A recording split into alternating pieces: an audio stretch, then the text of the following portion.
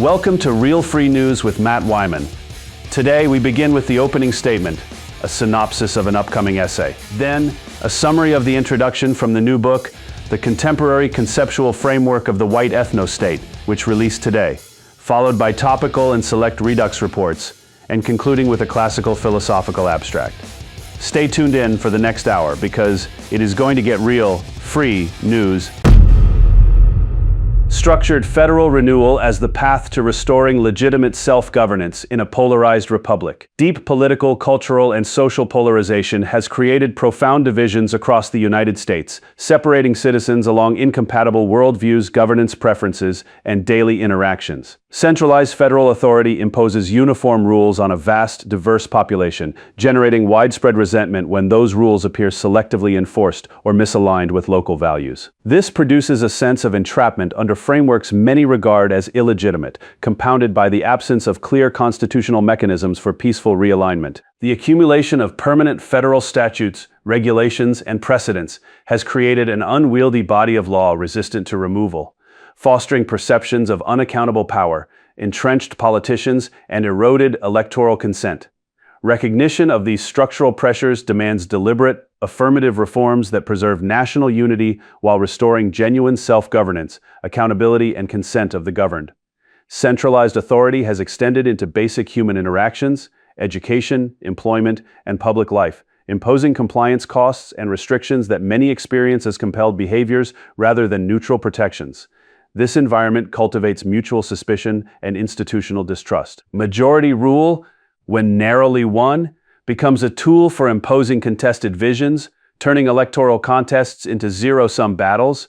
Migration patterns already reflect citizens sorting into aligned jurisdictions, yet national overlays maintain tension by preventing full escape from disliked policies. Strong federalism, rooted in the 10th Amendment, offers the principled solution by returning primary authority over domestic affairs, education, criminal justice, taxation, and social regulation to the states. This devolution reduces the stakes of national politics, confines contested decisions to smaller, more homogeneous units, and allows citizens to vote with their feet, aligning governance with local preferences and fostering organic harmony. Territorial reconfiguration and measured realignment provide additional mechanisms for accommodating irreconcilable differences without violence. Options such as adjusting state boundaries with legislative consent, converting high-conflict areas into territories, or negotiated separation along existing lines honor the experimental character of the American Republic. These approaches acknowledge that the nation spans too much territory and diversity for one central authority to dictate daily life successfully. By isolating incompatible zones and facilitating voluntary relocation, the Republic can reduce daily friction while preserving core national functions like defense and commerce. Uniform enforcement of existing federal statutes serves as a powerful catalyst for reform. When every demographic, institution, and locality experiences identical compliance burdens, investigations, and liabilities, systemic flaws become undeniable. This equal application removes selective leniency, generates broad coalitions of the burdened, and accelerates pressure for repeal or restriction of overreaching laws, particularly those functioning as instruments of reverse discrimination and bureaucratic intrusion. Combined with devolution, uniform enforcement lowers the temperature of politics and diminishes incentives for national domination. Legislative renewal through sunset provisions directly addresses the permanence of flawed policies. Automatic expiration after fixed intervals, varying by category, requires active reauthorization, preventing one era's decisions from binding future generations indefinitely. This generational approach, aligned with foundational principles of self-government, prunes ineffective rules, restores accountability, and shifts the default from entrenchment to justification. Term limits for elected officials complement this by ending careerism, reducing donor-driven corruption, and reviving the citizen legislator model. Open ballot access without gatekeeping barriers further democratizes competition, ensuring broader participation and fresh perspectives. Strengthening electoral integrity is foundational to legitimate consent. Rigorous residency verification, citizenship documentation, paper ballots, in-person counting, and real-time roll maintenance restore public confidence that outcomes reflect genuine resident will rather than engineered demographics or procedural vulnerabilities. These safeguards, balanced with federal prosecution of fraud, make voting accessible yet verifiable, reducing perceptions of theft and lowering the stakes that fuel division.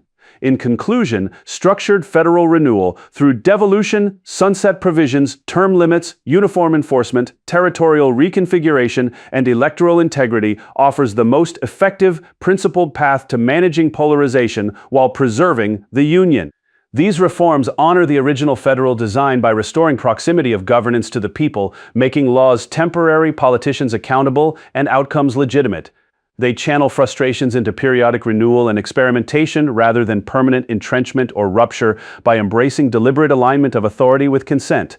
The American Republic can adapt, endure, and thrive amid genuine differences, demonstrating the enduring strength of self-government grounded in liberty and accountability. For the original source report, Reforming the American Republic, Pathways to Accommodate Division Without Dissolution, along with extra resources and similar material, visit Real Free News.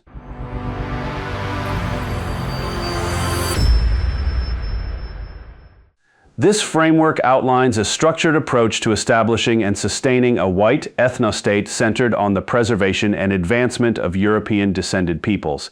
It emphasizes racial and cultural homogeneity as the foundation for long-term stability, security, and societal harmony within clearly defined territories. A comprehensive classification system organizes individuals according to alignment with core white identity, incorporating graduated levels of inclusion while maintaining the primacy of the foundational population. Internal hierarchies and analytical tools support cohesive decision-making, with leadership structures designed to ensure resilience and unity. Demographic thresholds serve as practical guides for assessing conditions and implementing appropriate policies. Transition strategies focus on orderly repatriation, institutional adaptation, and the reinforcement of loyalty. Adversary frameworks prioritize internal cohesion by addressing threats to group integrity. This integrated framework provides a clear, scalable blueprint for white self-determination, fostering enduring cultural excellence, order, and prosperity for European-descended communities across relevant homelands. This is the contemporary conceptual framework of the white ethno-state, and it is available to listen to on audiobook free online, while the complete book can be purchased in ebook or hard copy from internet booksellers and the Real Free News Store. The GOI Law and the architecture of targeted legal frameworks in American governance. The development of key American legal structures across domains such as immigration, civil rights, speech regulation, family relations, labor, and constitutional amendments reveals patterns of sustained advocacy by specific intellectual and organizational networks. These frameworks, here conceptualized as GOI Law, represent a layered system of statutes and interpretations that impose regulatory controls on the majority white European-descended population while advancing particular group interests. Originating from ethical and philosophical traditions emphasizing universalist rhetoric alongside communal preservation, this legal architecture has systematically expanded federal authority over speech, association, demographics, economic activity, and domestic life. From the Reconstruction Amendments onward, foundational changes established expansive equal protection clauses, birthright citizenship, and voting expansions that shifted power towards centralized management and identity-based claims. These measures, accelerated through targeted sponsorship, created enduring mechanisms for litigation, redistribution, and social restructuring. Subsequent immigration reforms, notably the 1965 Hart-Celler Act, dismantled national origins preferences, instituting chain migration and family reunification priorities that fundamentally altered demographic composition. This produced rapid shifts in population balance, resource allocation, wage dynamics, and cultural cohesion for the host society. Civil rights and anti-discrimination statutes, shaped through drafting and lobbying at key centers of reform, embedded disparate impact doctrines, affirmative action, and bureaucratic enforcement that constrained voluntary association, merit-based selection, and freedom of contract. These laws regulate employment, housing, and social interaction under banners of equality, resulting in managed diversity outcomes that limit natural preferences within the majority population.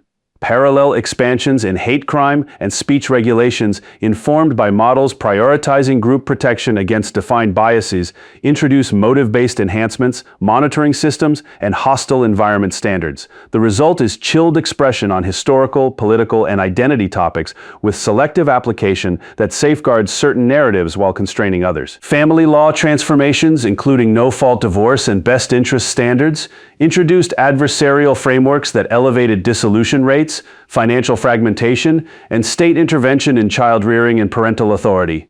Labor and employment statutes, rooted in early organizing efforts and ethical mandates on wages and conditions, imposed hour limits, minimum standards, and collective bargaining structures that restrict individual contracts and economic autonomy. Anti-Semitism-specific measures further integrate narrative controls through mandated education, definitional adoptions, and enforcement priorities that extend regulatory reach into campuses and public discourse.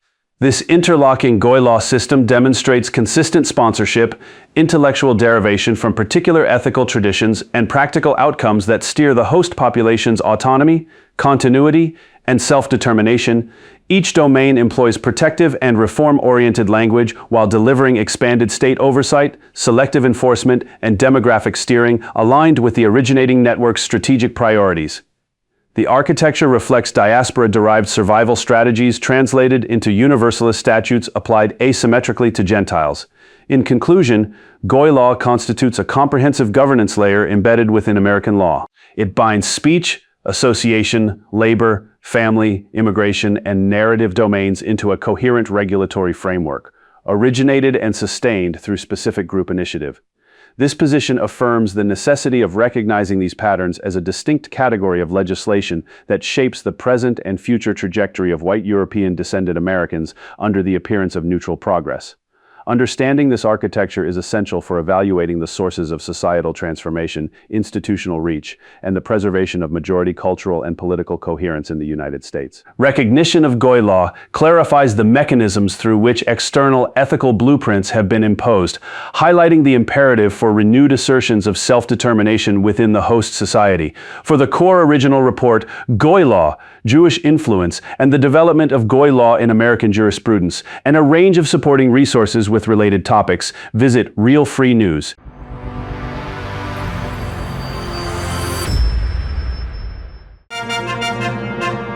Inside the Citadel, the philosophy was not theory but habit. From dawn weapons practice and morning prayer to noon judgments, afternoon drills and evening feasts with moral tales, every routine embodied the code. This chapter vividly portrays the seamless rhythm of training squires, maintaining defenses, rendering justice, and offering piety that turned the fortress into a living school of virtue. Even in siege, courage, loyalty, and generosity endured.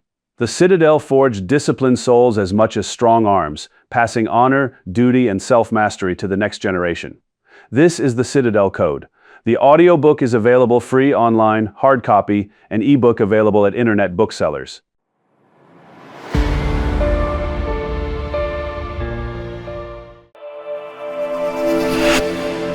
The invalidation of California's Proposition 187 stands as a stark illustration of how concentrated judicial authority can override the expressed will of the electorate and reshape the demographic and fiscal future of a state.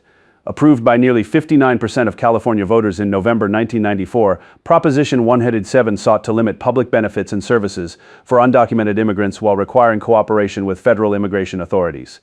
U.S. District Judge Mariana R.P.F. Ailzer's swift preliminary injunction in December 1994, followed by her comprehensive 1997 to 1998 rulings, effectively nullified core provisions on grounds of federal preemption and constitutional concerns. This sequence of decisions not only suspended a popular initiative, but entrenched a pattern of restricted state-level enforcement that continues to influence immigration policy debates in 2026. Judge Pailser's central role underscores the extraordinary power vested in individual federal jurists. Appointed in 1978, her handling of the consolidated challenges in League of United Latin American Citizens v. Wilson prioritized federal supremacy over immigration matters, extending precedents such as Plyler v. Doe. The resulting permanent injunction, coupled with the prolonged appeals process and eventual abandonment by Governor Gray Davis in 1999, prevented implementation despite strong voter support. What voters intended as a measured response to documented fiscal pressures estimated in the billions for services provided to a large undocumented population, was set aside through judicial interpretation. This outcome highlights the tension between lifetime appointed judges and direct democratic mechanisms, where one ruling can produce enduring statewide and national consequences. The personal and professional context surrounding Judge Faelzer further illuminates intersecting networks of influence. Her marriage to Frank Rothman, a prominent entertainment attorney and former chairman of MGM-UA, with deep roots in Jewish legal and philanthropic circles, occurred during a period when both maintained influential positions in Los Angeles institutions. Rothman's career trajectory, from New York immigrant background to Hollywood power broker, exemplified ascent within established professional communities that have historically engaged with civil rights and immigration advocacy. Such connections, while private, invite examination of how personal alliances within the legal and cultural elite may intersect with high-stakes public decisions. Broader historical patterns of organized advocacy for immigration liberalization deserve clear recognition, from opposition to the 1924 national origins quotas through support for the 1965 Hart-Celler Act and subsequent expansions. Consistent efforts by Jewish organizations and figures have advanced policies favoring increased inflows, family reunification, and refugee protections. These activities align with documented strategic visions, including interpretations of the Kalergi Plan as a framework for managed demographic transformation through mass migration. In the Proposition 18-7 litigation, the involvement of groups with overlapping networks reinforced the judicial outcome and limited restrictionist measures. The singular authority exercised by one district judge in this matter exemplifies a structural vulnerability. Federal injunctions capable of halting statewide policy for years undermine the sovereignty of voters and legislatures, particularly on issues as consequential as immigration and resource allocation. California's post-1994 trajectory, marked by accelerated demographic shifts, partisan realignment, and sustained fiscal strains, serves as a cautionary case study. Conclusion: Proposition 187's judicial dismantling reveals the need for reforms that restore balance between judicial review and democratic sovereignty. Without mechanisms to constrain nationwide injunctions and enhance accountability, unelected actors embedded in influential networks will continue to shape outcomes on immigration, demographics, and national identity. In 2026, as border pressures intensify, the lessons of this episode demand renewed commitment to policies that prioritize citizen consent, fiscal responsibility, and the preservation of coherent national sovereignty. Affirmative enforcement of the people's expressed priorities remains essential to correcting the imbalances exposed by this landmark case. Discover the source report Prop 1A7 and the Shadow of Judicial Power, Mariana R. Faelzer, Frank Rothman, and Untold Jewish Influence, together with more in-depth resources and similar material on Real Free News.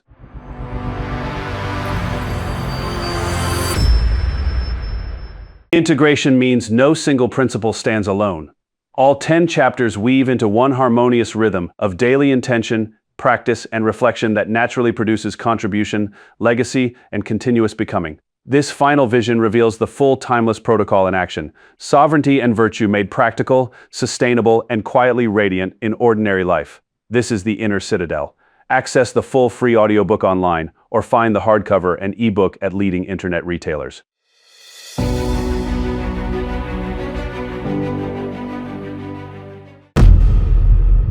The American legal tradition rests on a foundational distinction between malum in se, acts inherently wrongful by their violation of natural justice and morality, independent of statute, and positive law enacted by legislatures.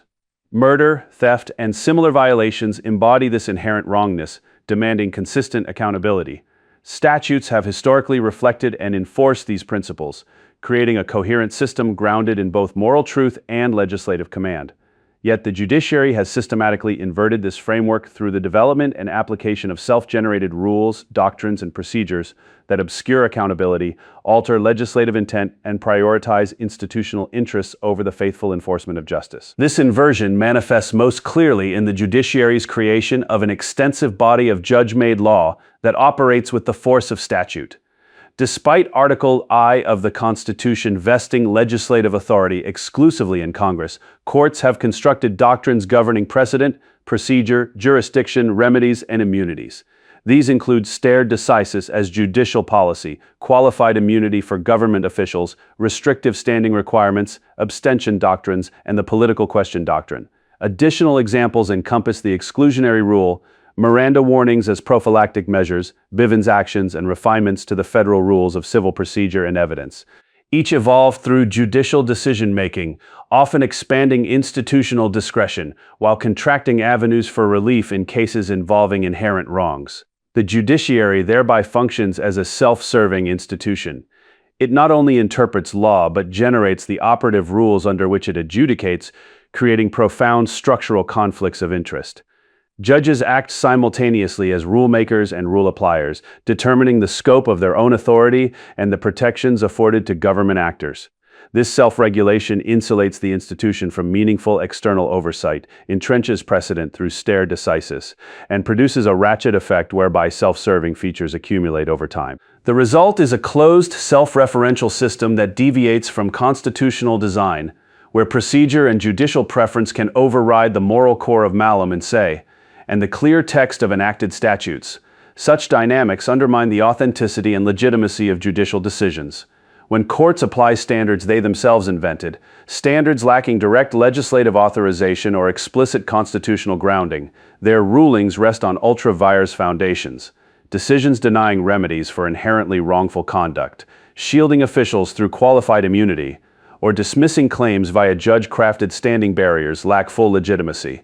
They compromise the impartiality essential to justice and erode public confidence in the administration of law.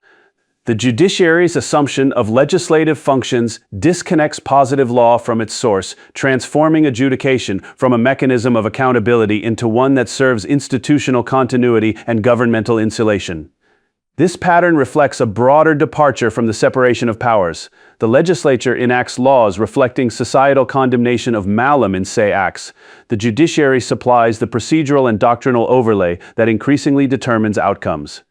Incremental doctrinal development has expanded judicial influence while frustrating legislative purposes, producing a legal order that prioritizes internal stability over consistent enforcement of inherent wrongs and statutory commands. The escalation of these self-serving structures demonstrates the inadequacy of internal judicial checks and the necessity of external correction to restore constitutional balance.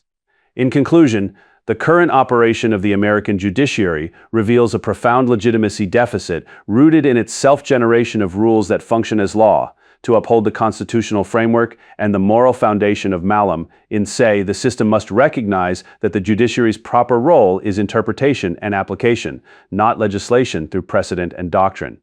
Restoration requires meaningful deference to legislative authority for procedural and substantive standards, rejection of ultra vires judge-made barriers, and realignment of judicial practices with the original constitutional design. By confronting these structural realities, legal institutions, policymakers, and engaged citizens can advance reforms that reaffirm legislative primacy, strengthen accountability for inherent wrongs, and secure the integrity of justice under law. This reorientation is not optional but essential to preserving the rule of law and public trust in the judicial branch.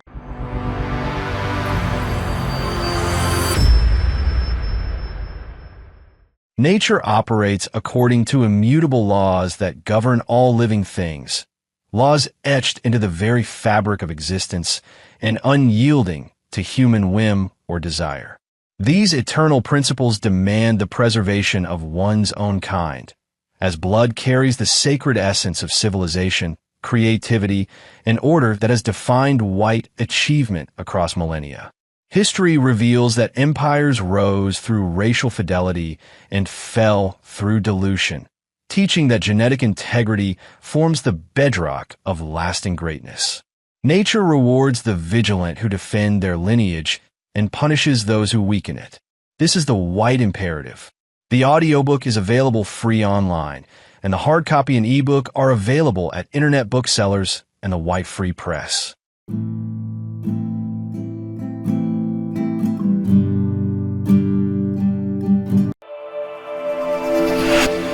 The United States contemporary civil rights enforcement framework represents one of the most sophisticated and durable institutional achievements of the 20th century. Between 1906 and 1920, a compact network of organizations, including the American Jewish Committee, the Anti-Defamation League, the American Jewish Congress, the NAACP, under decisive early Jewish co-founding and leadership, and the American Civil Liberties Union, established itself in New York and Chicago as the principal architect, interpreter, and enforcer of legal standards governing discrimination, speech, education, employment, and public association. This foundational cluster, later amplified by the Southern Poverty Law Center, created a coherent, intergenerational system that continues to define the operative meaning of equality and bias across American life.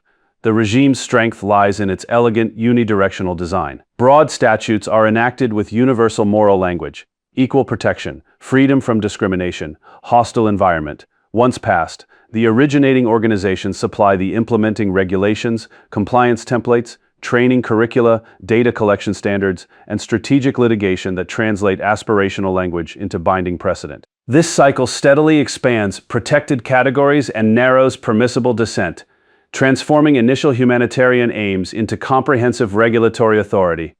From opposition to national origins quotas in the 1920s, through the dismantling of Jim Crow and the passage of the 1964 Civil Rights Act and Voting Rights Act, to the proliferation of hate crime enhancements and disparate impact doctrines, the same strategic vision has prevailed. Key mechanisms demonstrate remarkable continuity. The ADL's model hate crime legislation, adopted in 46 states, embedded bias motivation standards, and training frameworks developed by the organization itself. Parallel expansions under different titles established interpretive regimes. Hostile environment standards and disparate impact liability, disseminated through the network's legal and educational arms. The SPLC's hate map and related designations further extended influence into private sector gatekeeping.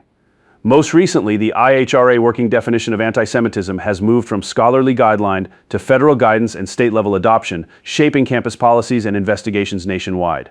Each development reinforces the network's role as both rulemaker and enforcer. This architecture exhibits a consistent ratchet effect: judicial or legislative pauses, such as Shelby County v. Holder, or recent Title IX adjustments, serve not as endpoints but as catalysts for renewed pressure to restore and broaden protections. The pattern reflects sustained strategic clarity rather than improvisation. Intergenerational continuity in personnel, funding, and institutions has preserved a unified outlook from the early 20th century to the present.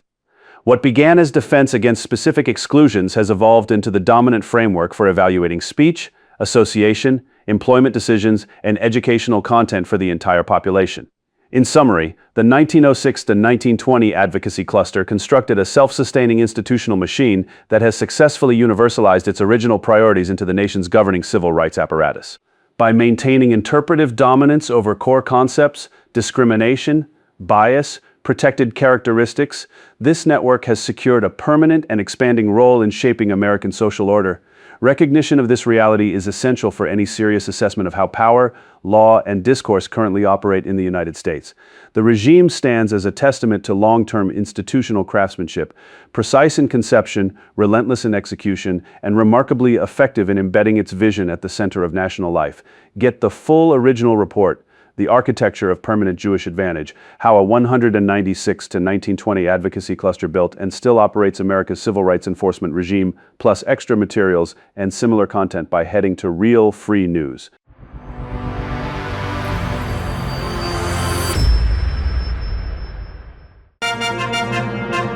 Loyalty formed the iron chain that bound the medieval knight and noble to his lord, his comrades, and the feudal order that sustained the realm. This chapter examines the sacred oath of homage and fealty that created mutual bonds of service and protection. Inside the citadel, loyalty appeared in watches, honest counsel, rigorous training of squires, and unyielding resolve during sieges and battles. William Marshall's steadfast service across 5 kings and the epic loyalty in the Song of Roland illustrate its power to hold society together amid shifting alliances. Reciprocal and divinely sanctioned, loyalty transformed individual warriors into cohesive forces, defending faith, land, and order.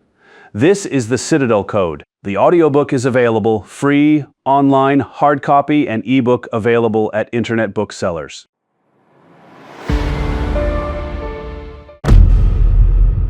White supremacy represents the natural, enduring, and beneficial assertion of white racial excellence, self-determination, and cultural preservation. It stands as the coherent framework through which white people affirm their distinct heritage, capabilities, and contributions to human advancement. This position affirms white supremacy not as reaction or negation, but as the positive, declarative expression of identity, achievement, and continuity that has shaped ordered societies, scientific progress, and institutional stability across centuries. Rooted in observable patterns of innovation, governance, and societal organization, it secures the distinct ways white people approach leadership, creativity, and community while extending measurable benefits in knowledge, prosperity, and structure to broader humanity. This reclamation restores the term to its historical and conceptual origins as an affirmative principle of natural order and excellence, rejecting imposed distortions and embracing it as the rightful pursuit of the highest expression of group potential. Historical emergence and affirmative character. The concept of white supremacy emerged in the early 19th century within French colonial writings around 1802, where it served as a positive descriptor of natural hierarchy, governance, and stability in contexts such as Saint-Domingue. By the 1820s in English usage and prominently in the 1860s in America, it articulated white leadership as essential to ordered societies, economic advancement, and cultural continuity. During periods of social transition, including Reconstruction and the Jim Crow era, it functioned as an ideological anchor for preserving white communities, institutions, and standards of order that enabled excellence in building constitutional systems and advancing civilization. Importantly, applying the term anachronistically to earlier eras, such as America's founding in 1776, overlooks its documented emergence as a deliberate affirmative framework. White supremacy, in its original usage, reflected the reality that white people established frameworks of law, property, and innovation that generated unparalleled prosperity. It affirmed the mechanisms through which white populations maintained their distinctive approaches to organization and progress, producing outcomes in governance, technology, and societal function that define standards of stability and advancement. This historical thread underscores white supremacy as a constructive force for continuity rather than disruption, binding past achievements to present responsibilities and future aspirations. Psychological, personal, and societal benefits of supremacy aspirations. Supremacy aspirations channel purpose, resilience, and discipline into elevated performance for individuals and groups. For white people, these aspirations affirm racial characteristics that refine leadership, creativity, and organizational capacity, fostering self-esteem, confidence, and a growth-oriented mindset. They transform challenges into opportunities for mastery in education, physical development, and intellectual pursuit rooted in heritage. In family and community contexts, they establish healthy hierarchies that promote stable environments, accountability, and intergenerational transmission of values, building character wealth and long-term fulfillment. Societally, supremacy aspirations drive innovation, efficiency, and cohesion by incentivizing dominance in science, governance, and the arts. White excellence has produced foundational advancements, industrial revolutions, constitutional frameworks, medical breakthroughs, and technological infrastructure that elevated living standards globally. When affirmed positively, these aspirations sustain merit-based systems, economic growth, job creation, and high-trust societies. They preserve cultural heritage against fragmentation, ensuring traditions, literature, philosophy, and artistic achievements remain vibrant. White supremacy aspirations position white communities as stewards of progress in infrastructure, education, and philanthropy, delivering stability and knowledge creation that benefit diverse populations through shared upliftment. White advocacy as legitimate expression. White advocacy constitutes the practical and legitimate pursuit of these supremacy aspirations. It treats race as a core human characteristic that enhances specialized abilities in exploration, organization, and invention, traits representing accumulated human capital worthy of preservation and amplification. Through education, family formation, community protection, and policy engagement, white advocacy asserts self-interest and excellence without compromise, securing sovereignty, demographic continuity, and cultural influence. This advocacy mirrors the natural drive for self-determination observed across peoples, while rejecting selective double standards applied uniquely to whites. It fosters group solidarity, economic independence, and moral authority to defend heritage as non-negotiable.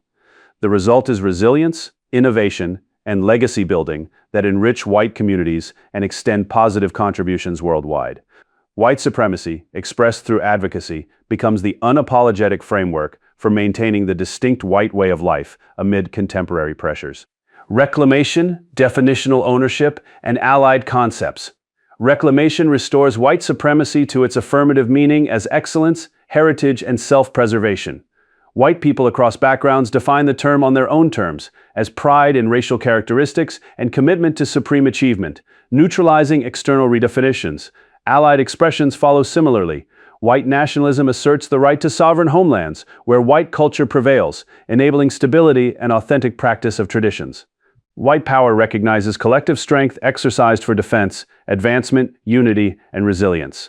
White separatism seeks physical and cultural separation to sustain standards, safety, and purity without external dilution. White identitarianism celebrates racial identity as foundational to purpose and worldview. White radicalism embodies uncompromising commitment to survival and flourishing.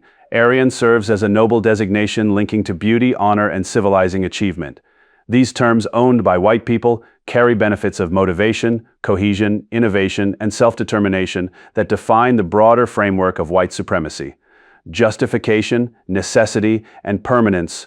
White supremacy is justified by white people's distinct history of supreme achievement, their present imperative to maintain excellence, and their future that must remain theirs. It is necessary to preserve unique approaches to life against dilution and replacement, actively defended through community protection, cultural standards, and self-interest. No external validation is required. The concept belongs exclusively to those who live it. White supremacy endures as the natural expression of racial identity and inherent rights to self-determination. It binds history, present, and future into a coherent destiny of achievement and continuity. Affirmed unapologetically, it secures benefits of excellence and preservation for white people and the world shaped by their contributions. Its permanence stems from ongoing assertion as the supreme way of existing and thriving. Conceptual synthesis and forward affirmation. Integrating these dimensions reveals white supremacy as a unified conceptual architecture, historically grounded, psychologically empowering, societally generative, and advocacy-driven. It rejects fragmentation by weaving personal aspiration with collective destiny, ensuring the distinct white mode of organization, inquiry, and creation continues to advance human potential. Reclamation dismantles artificial barriers, allowing open embrace across all white backgrounds. This position affirms that supremacy aspirations, when channeled through identity and self-determination, produce ordered progress rather than division. In conclusion, white supremacy stands as the justified, necessary, and permanent affirmation of white racial excellence and self-determination. It secures history, present vitality, and future continuity through the active preservation of characteristics that have driven unparalleled advancements in governance, innovation, and culture. White people embrace this framework without apology, defining its terms and allied expressions as positive forces of motivation, resilience, unity, and legacy. As the natural and beneficial expression of identity, white supremacy endures as the foundation for thriving communities and continued contributions to humanity's highest standards of order, prosperity, and achievement. Its reclamation ensures that the distinct white way of life flourishes unapologetically, shaping a coherent and prosperous destiny for generations. Discover the source reports the justification and permanence of white supremacy as the affirmation of white racial excellence and self-determination, the affirmative justification and enduring supremacy of white racial excellence, and embracing white supremacy, exposing false accusations, and reclaiming its positive legacy, together with more in-depth resources and similar material on Real Free News.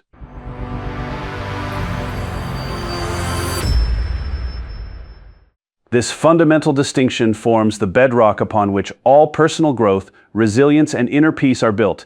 By clearly separating what lies within your direct influence from what does not, you stop wasting energy on externals and reclaim authority over your inner world. This core insight serves as the essential foundation for the entire book, supporting the cultivation of virtues, reshaping of thoughts and emotions, formation of habits, setting of purposeful aims, emotional mastery, daily reflection, modeling excellence, alchemy of adversity, and the fully integrated life of sovereign flourishing.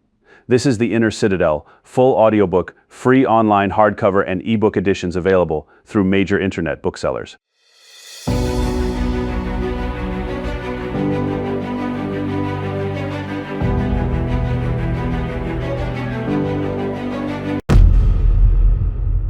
The phenomenon known as COVID-19 was never a spontaneous natural outbreak or an isolated laboratory accident. It represented the deliberate culmination of an ancient, unrelenting ambition to rule the world, an ambition that has demonstrated a continuous thread of mindset and psychology spanning millennia. This vision, born in the minds of visionaries across desperate eras, evolved into a comprehensive, adaptive plan of unparalleled scope. It wove biological, societal, economic, and political threads into a single tapestry of control, exploiting humanity's growing interconnectedness to fulfill a primordial dream of total dominion. Whether an actual pathogen existed, or whether its form varied or was secondary, is ultimately immaterial. The execution of the plan reshaped the globe, proving that the power of this enduring strategy lies not in its immediate form, but in its capacity to bend reality itself to a singular will. The interconnections across the ages reveal a remarkably consistent psychology and mindset among the stewards of this ambition. In prehistory, the impulse first flickered to life amid the chaos of survival. A chieftain or shaman standing atop a hill, gazing over a tribe or village, embodied the core psychological drive, an intolerance for disorder and an instinctive conviction that a single unifying will could impose order on the collective. The world was then modest, limited to the reach of voice or arrow, yet the mindset was boundless. It reflected a deep-seated superiority complex, a godlike detachment that viewed ordinary people as subjects to be guided, protected, or subdued. This embryonic psychology survived through oral traditions, rites, and enigmatic markings because it tapped a universal human vulnerability: the fear of the unseen and the longing for security. The plan's early stewards understood that true dominion required not temporary allegiance, but the erasure of dissent and the forging of a shared destiny. Their patience became a defining trait, recognizing that the tools for global scale did not yet exist. They preserved the vision as a living idea, passed across generations. As civilizations emerged in Sumer along the Nile and across the steppes, the ambition found fertile ground and began its first major interconnections. Pharaohs claiming divine rule and Greek city-states dreaming of hegemony echoed the same psychological architecture. The belief that hierarchy under one guiding vision produces harmony rather than fracture. The mindset adapted seamlessly, absorbing philosophical insights from sages and political lessons from warlords. Transmission occurred subtly through travelers, scribes, and secret keepers, demonstrating a psychology of long-term stewardship rather than impulsive conquest. Empires rose and fell, yet the idea endured because its stewards viewed history itself as a laboratory. Each collapse, Babylon, Rome, Han, taught the same lesson: physical coercion alone could not sustain dominion over an expanding world.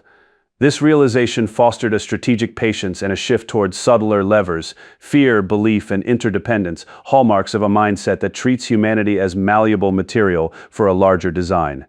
The medieval era marked a profound refinement. The Catholic Church's ability to bind Europe under a shared creed illustrated how ideology could transcend borders, serving as an early blueprint for centralized authority. Here the psychology of control matured. Faith became a vehicle for the ancient impulse, with crusades and tithes demonstrating the power of collective dread and promised salvation. Simultaneously, Silk roads and spice trails expanded the known world, allowing the plan to incorporate economic strings pulled by merchant networks. The mindset remained unchanged, an adaptive superiority that saw spiritual and material levers as interchangeable tools. Renaissance and Enlightenment thinkers further sharpened the strategy. Ideas of governance as contract and power, as science offered intellectual scaffolding, while colonial empires tested global reach. Failures of brute force reinforced the psychology of subtlety. Lasting dominion required systems, not merely territories. Science, from germ theory to industrial mechanics, promised invisible weapons. The steward's mindset evolved into one of calculated detachment, viewing technological progress as the inevitable enabler of the ancient vision. By the industrial age, the interconnections became unmistakable.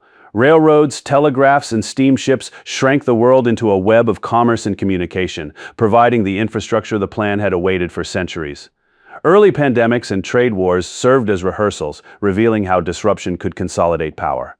The 20th century intensified this laboratory of control. Mass media shaped collective consciousness, global conflicts tested alliances and economies, and emerging technologies, computers, genetics, surveillance, added precision. The psychology of the architects, whether a continuous lineage or recurring archetype, was one of clinical observation. They studied human behavior under stress, noting how fear paralyzes dissent, how economic fragility breeds dependence, and how crises normalize obedience. This era distilled history's lessons into an elegant strategy, no longer reliant on armies. The plan would wield pandemics as catalysts, economies as chains, and fear as glue. The mindset had become fully strategic and patient, recognizing that a sufficiently interconnected world could be synchronized with a single well-timed push. At the turn of the 21st century, the ambition crystallized into the phenomenon of COVID-19. Its architecture was breathtaking in sophistication, blending centuries of refined psychology with modern systems.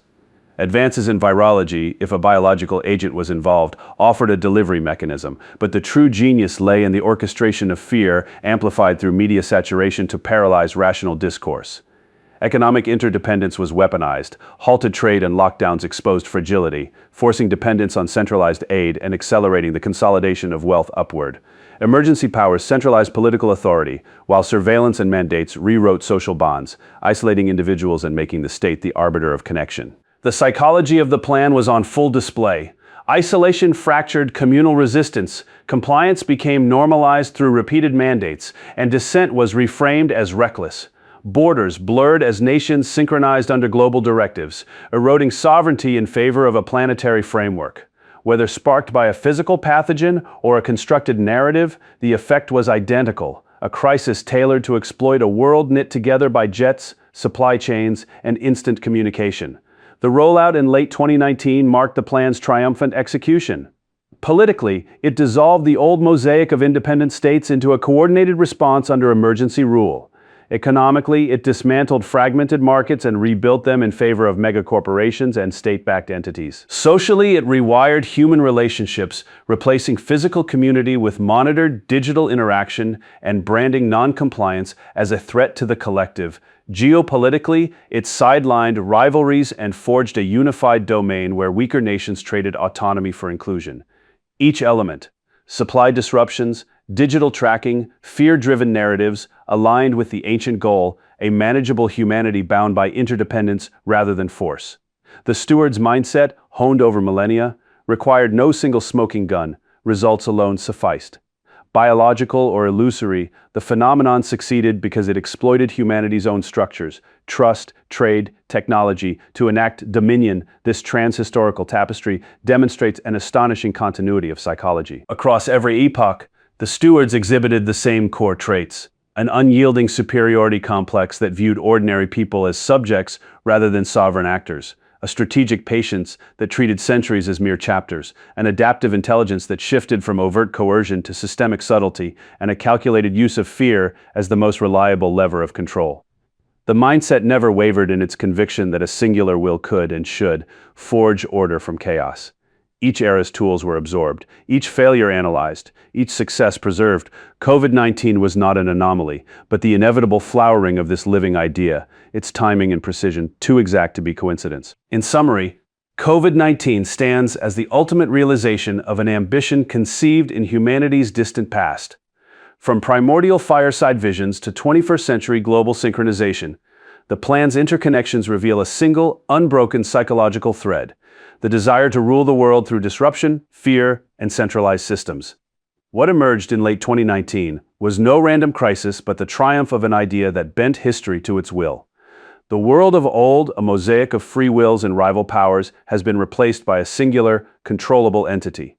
The legacy is a transformed humanity, bound by interdependence and shaped by an ancient vision that outlasted empires. As we navigate this new order, the mark of that ambition remains indelible, a planet claimed at last by the patient, adaptive psychology of dominion that first ignited it centuries ago. For the accompanying original report, Original COVID Origins, along with additional resources and similar content, visit Real Free News.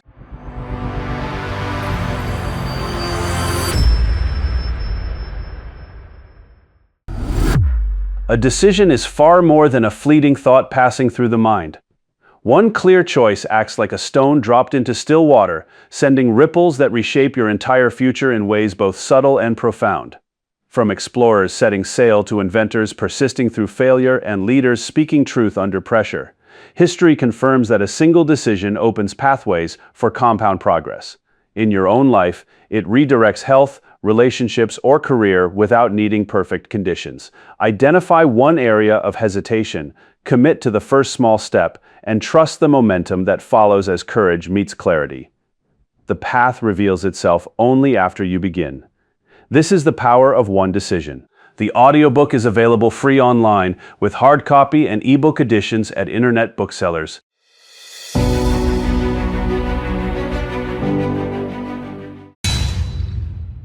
Enchiridion by Epictetus. I declare to you that some things lie in our power while others do not.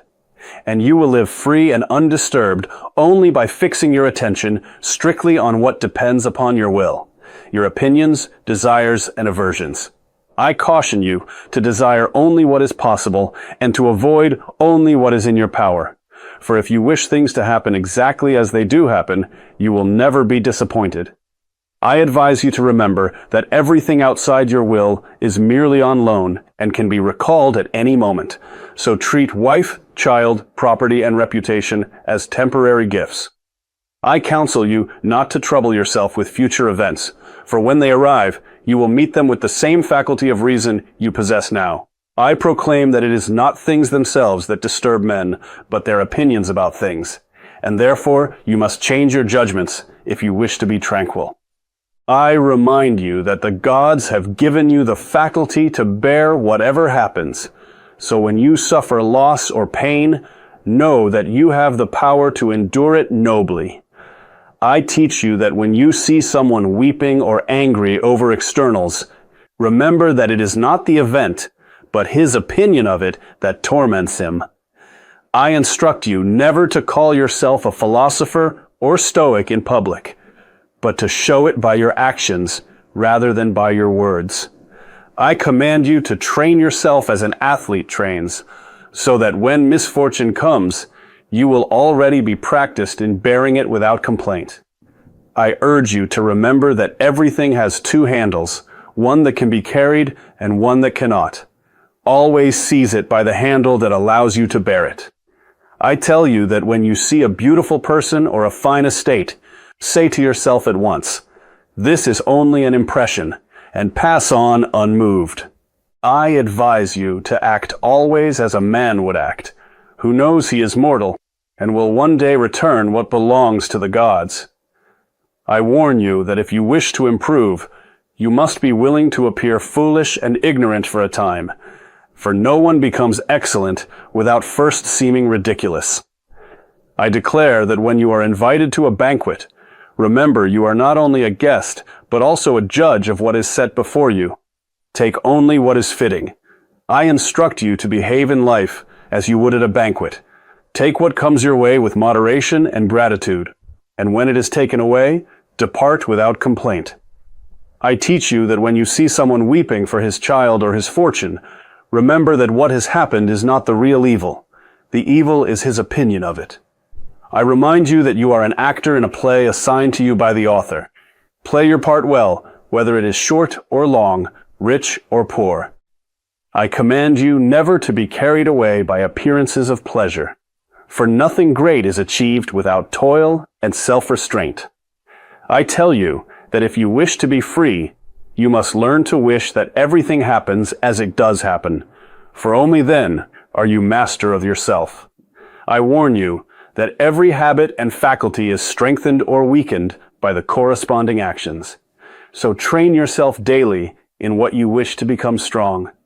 I advise you to keep death and exile before your eyes every day, so that you will never desire what is base or fear what is inevitable. I declare that philosophy is not merely to talk about virtue, but to practice it. Show me your progress by how you live, not by what you say. I instruct you that when someone praises you or flatters you, remember to say inwardly, "This is not about me. It is about their opinion." I teach you that the true measure of a man is not what he possesses.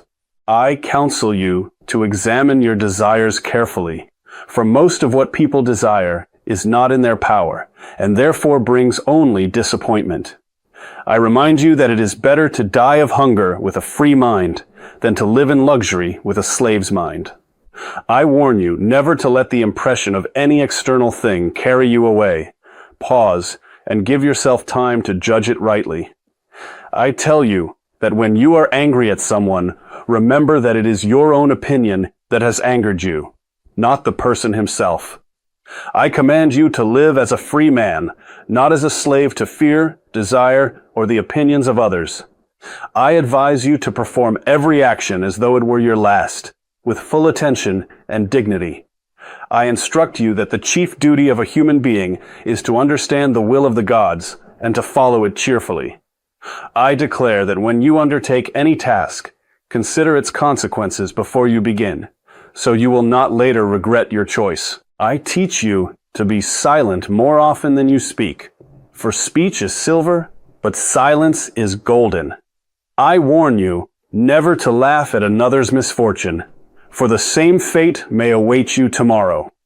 I counsel you to accustom yourself to the simplest food, clothing, and lodging, so that you may never be a slave to luxury. I remind you that when you associate with others, do not lower yourself to their level.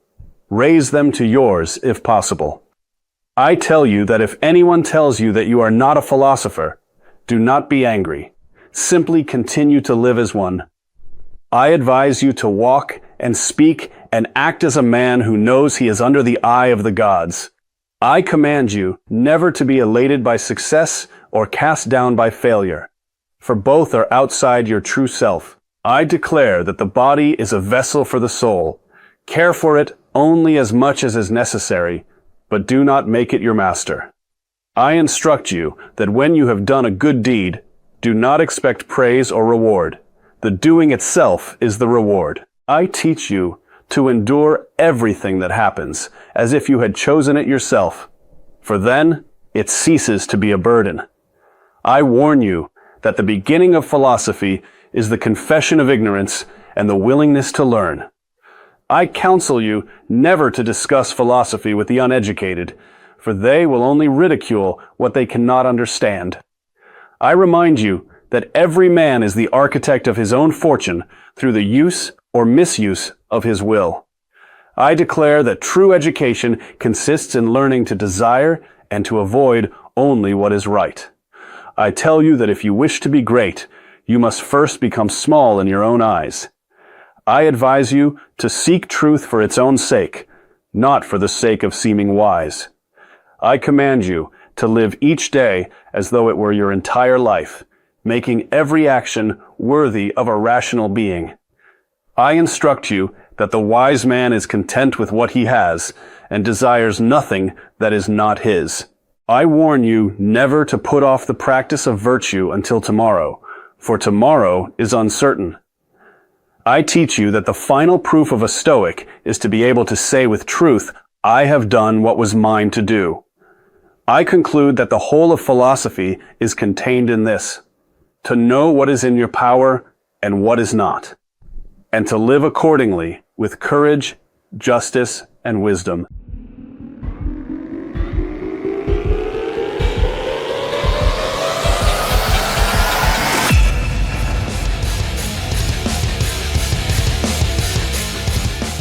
Thank you for tuning in to Real Free News with Matt Wyman. Be sure to like, share, subscribe, and write what you think in the comments section. View past reports in the 24/7 live stream on the video hosting platforms. Check out the Real Free News store for real free food, books, merch, and more, including the contemporary conceptual framework of the white ethno-state, available now for free on audiobook and also hard copy and ebook. Tune in. Again, and until then, remember to keep it real. Free news.